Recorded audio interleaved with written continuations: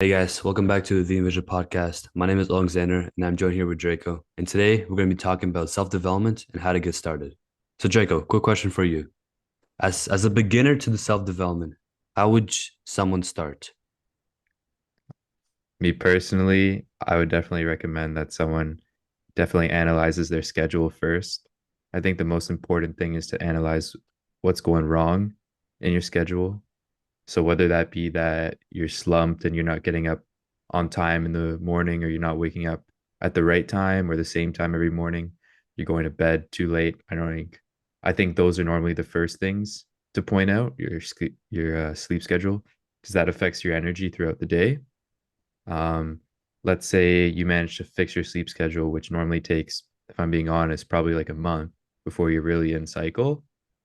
I think that's when you have to get micro with it. I really start seeing, okay, where are my biggest slumps, for example, right? Um, just talking personally here, when I come home after school, I'm burnt out. Normally, you have long classes, you get lectured, and let's say I got some math homework, for example, right? Look, procrastination is very apparent amongst everyone, right? Everyone can relate to it. Yeah, I can relate as well. Yeah, definitely affected Procrastination. everyone.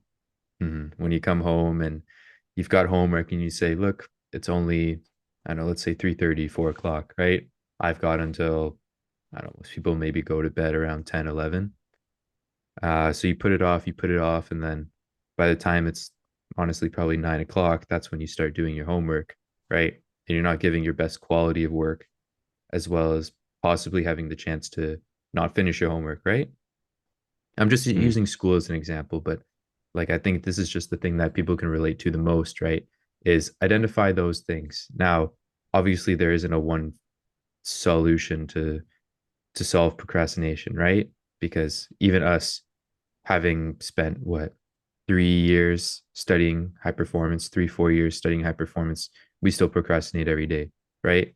It's just the ability to basically tell ourselves in our head, okay, I I'm aware that I'm procrastinating right now. What are my action steps, right? The first action step, which I think everyone should write down, is eliminate distractions. If you're procrastinating, you clearly have something that's more valuable to you at the time than doing your work, right? Whether it be being on your phone, talking to a friend, even going out, for example, right? Sometimes you have to dial back and say, hey, I need to set aside my priorities, right? I need to know what I'm doing. Um, Another tip for people, what I would do is start getting organized, right? Start to see when you're at school, okay, this is what my agenda for the evening is going to look like, right? I'm going to have my math homework, I'm going to have my English homework, right? And what I normally do is I block it out.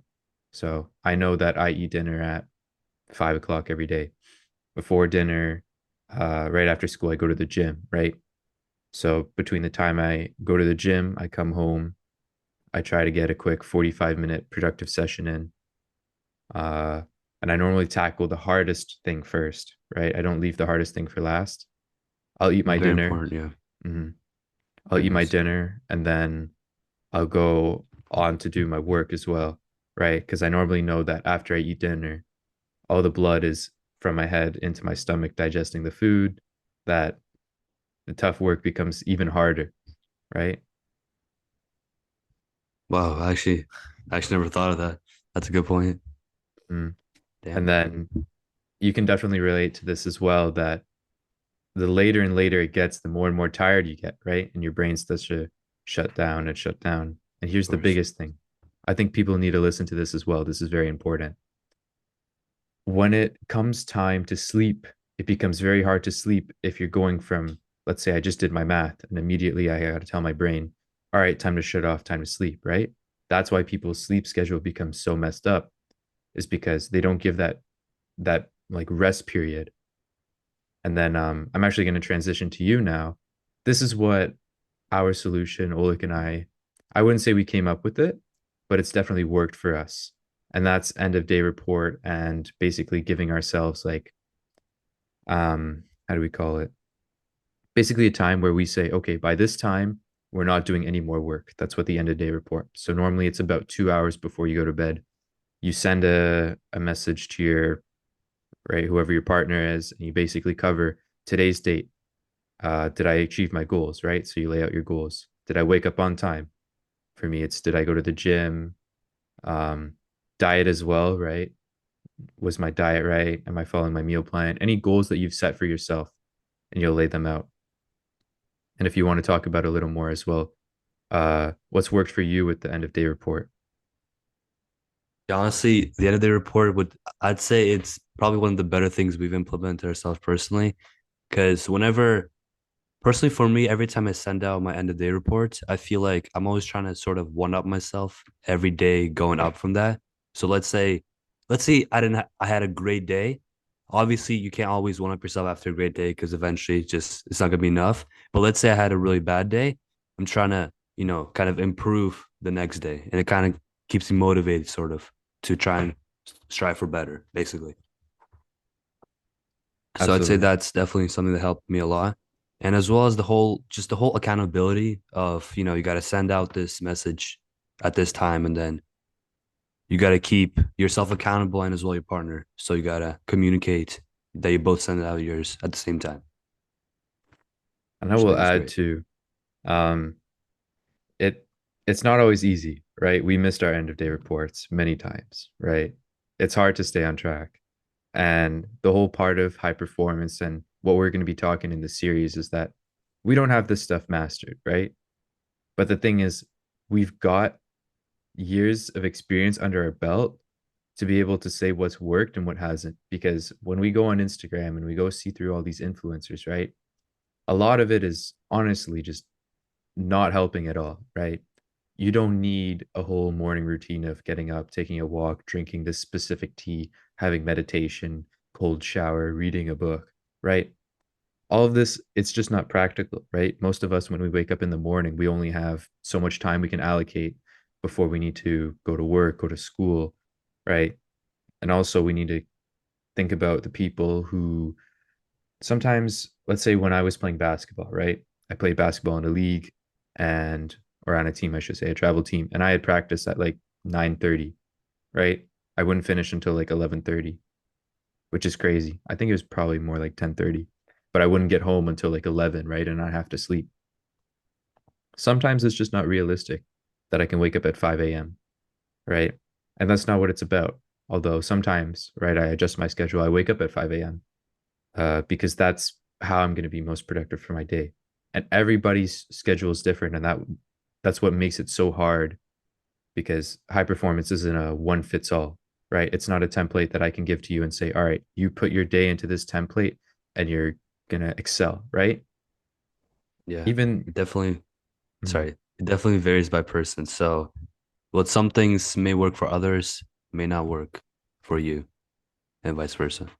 mhm, So I guess just try to find something that fits you, I guess you're comfortable with, yet you're still using that to strive for your goals, I'd say.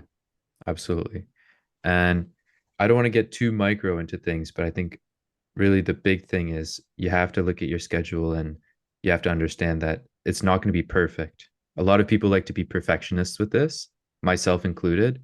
And let's say I want to eat every 4 hours. That's not realistic, right? Like, I get to eat at school at like maybe 11, let's say 11:30, right? And then my dinner is at 5, right?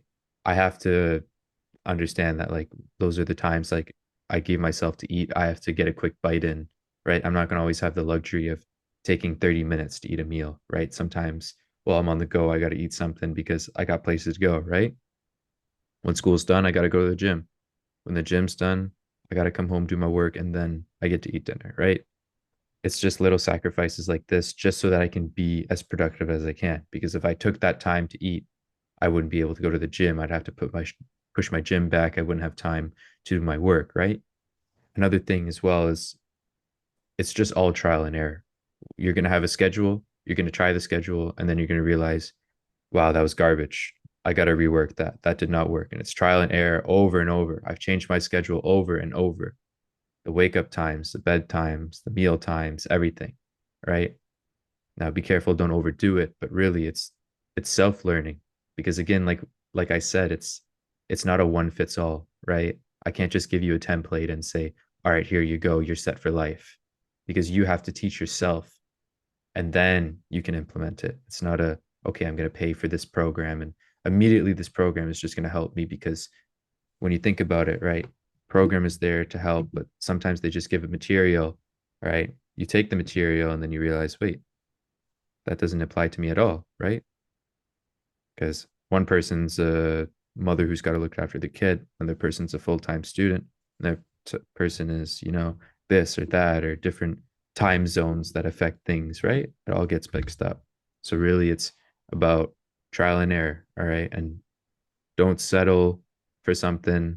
Always keep pushing until you can really just get it down to the smallest detail. That's that's what I would say, which I know it's a lot for a beginner. So it's a lot to ask. But again, at the end of the day, it's a journey, right? Yeah, definitely. So what I got from that was just kind of find something that fits for you and that there's never going to be a template that fits everyone. So you're gonna kind of teach yourself on how to do things the right way in the way you kind of want. Okay, Absolutely. very well. That would be my advice. But again, I think here, let's give 3 tips. You start with the first one that you think like these are the tips that right now I'm the person who's listening. I'm going to write these 3 down and for the next even I could say like a month. For the next month, these are the 3 things I'm trying to implement. I know I'm putting you on the Okay. spot. But what is No, what no, is no, one man. thing? One thing that definitely is going to help everyone, not just me. I mean, people need in general is obviously a good sleep schedule I'd implement. Mhm. Obviously, so consistently waking up, maybe not exactly the same amount of time because, different things can happen, especially on weekends, but around go to bed at the same time and then wake up at the same time around time. Make sure you get at least 7 to 9 hours of sleep within that area, more or less. It's not going to do much for you, but around 7 to 9 hours is perfect, I'd say. Is one of the first things that I'd implement. I Sleep completely agree. schedule. I Really completely important. agree. Because I think by the time you wake up, you can really tell the difference between a good night's sleep and a bad night's sleep. I'm sure we can all relate to that. Yeah. And normally, like when you get up in the morning, right? If you haven't had a good sleep, that immediately just ruins your mood for the whole day, right? You feel sluggish. Sometimes coffee doesn't help, right? Caffeine's not going to help. And that's actually going to bring me to the next point, which is I think everyone should make their bed. I think this is the second thing because if I'm being honest, it just adds momentum. It builds momentum. And that's something we're going to This talk about in the series, snowballing effect. You right? you do one small thing and it kind of just keeps on Exactly. building up from there. Yeah, that's great. Exactly. I think like for me, right after I'm done brushing up in the washroom, the first thing I do is I make my bed. And I I really dread it. I don't really like it. But look, even if it takes 5 minutes, just take 5 minutes, make the bed. Just do it once, and then you'll see how big of an impact it has.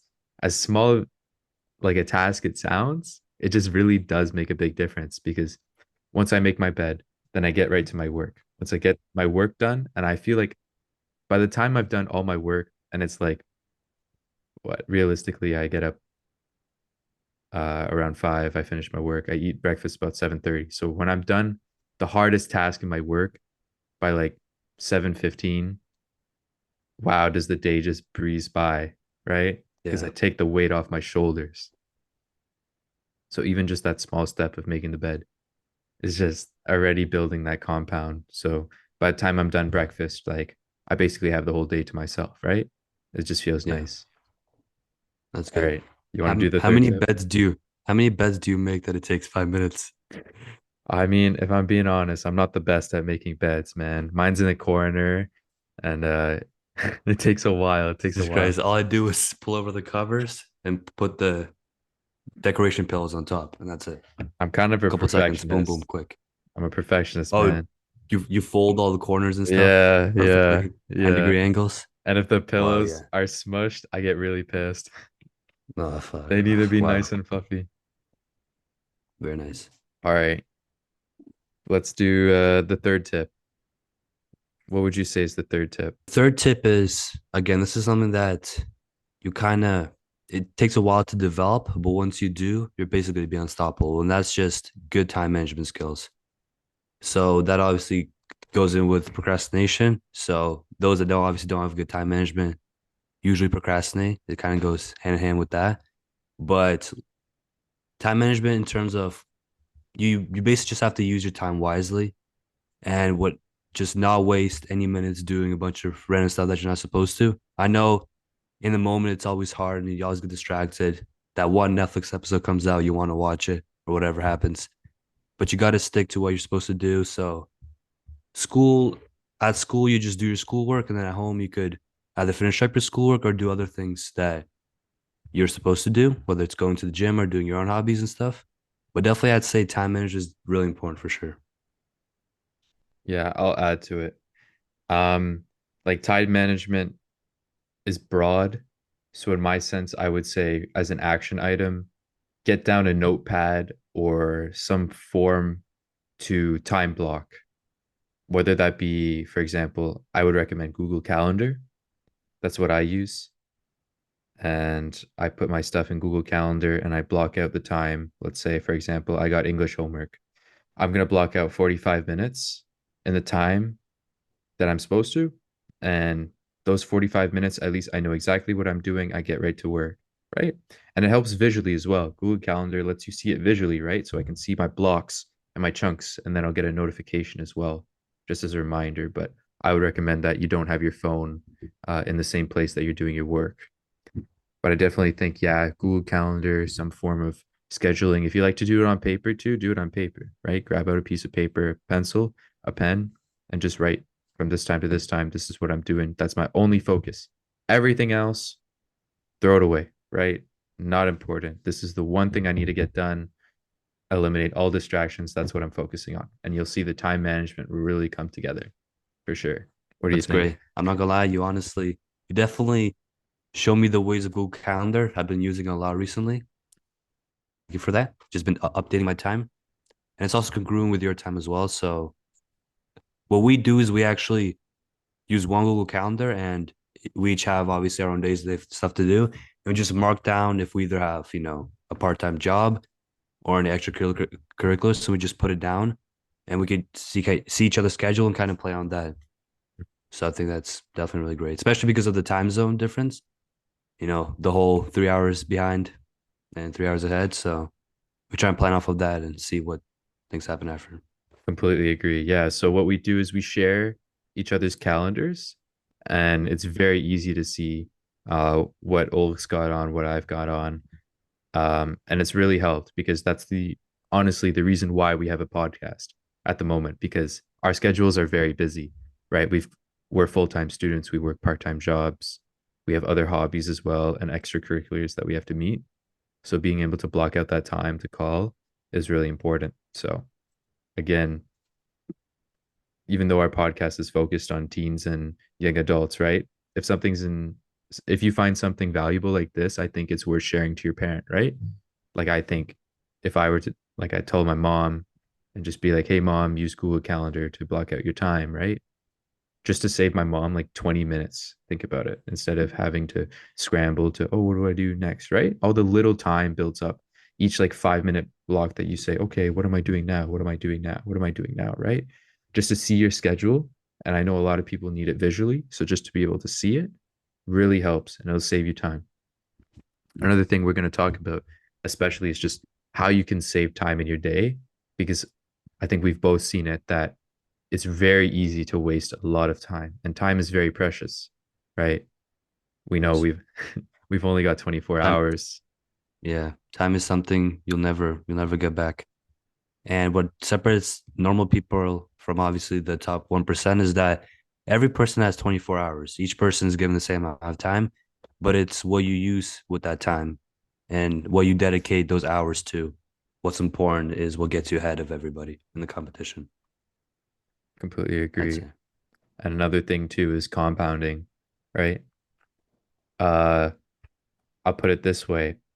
Let's say you want to learn a new skill, right? Which I think is very important, that a lot of people, even if you're a student or you're working, you're always finding a way to better yourself, right? That's what self-development is. Let's say you are, I'll take an example, into coding, right? Just to be able to block out even as small as like 45 minutes, an hour of your time, even if it's not every day, every other day, every weekend, right? That will compound, right? You versus the person who didn't start it, right? After a year, right? What is it?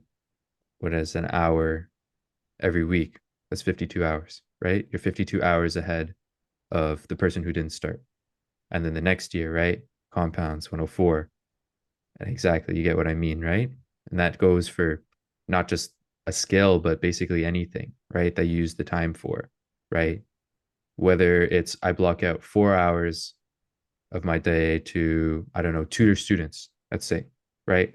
I get a part time job tutoring, 4 hours, just be able to block the time out to go earn an income. You could earn, I don't know, as little as like $20, right? $20 an hour, 4 hours, $80 as a side hustle, right? That's another big thing, right? Then you got every single week, you got 4 hours and you're earning money, right? Just because you blocked out that time instead of playing Clash Royale, for example, right? Which I think is really big and people need to look into. But yeah, definitely, I know it's going to be information overload for the people listening today, but the best thing is you can keep rewatching the video over and over. You can pause it, you can write down what you need, share the information to people, right? Whatever you find valuable, share it, right? Because saving another person time, in a sense, can save you time as well. Because if that person helps you out, right? You both are gaining from the experience.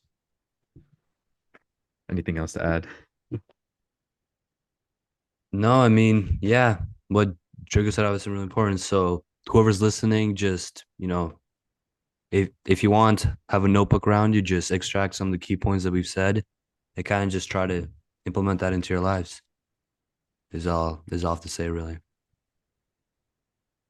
Alrighty, I think we'll wrap things up. Anything else you want to say just as a parting message? Parting message. Uh, I mean, we've been on a journey of self-development for a couple of years, and definitely we've all we've all seen, both Drake and I have seen our progress since we started in grade 9 all the way to where we are now. So what's most important is just you gotta act. You just gotta start right away, and then things eventually are gonna get better. You're gonna keep building to the person you want to be, and then over time you're gonna see, I'm glad I started this early, and you're gonna see your progress for sure. So we believe in you all. Let's do this. Best of luck out there. Thank you guys. See you next week.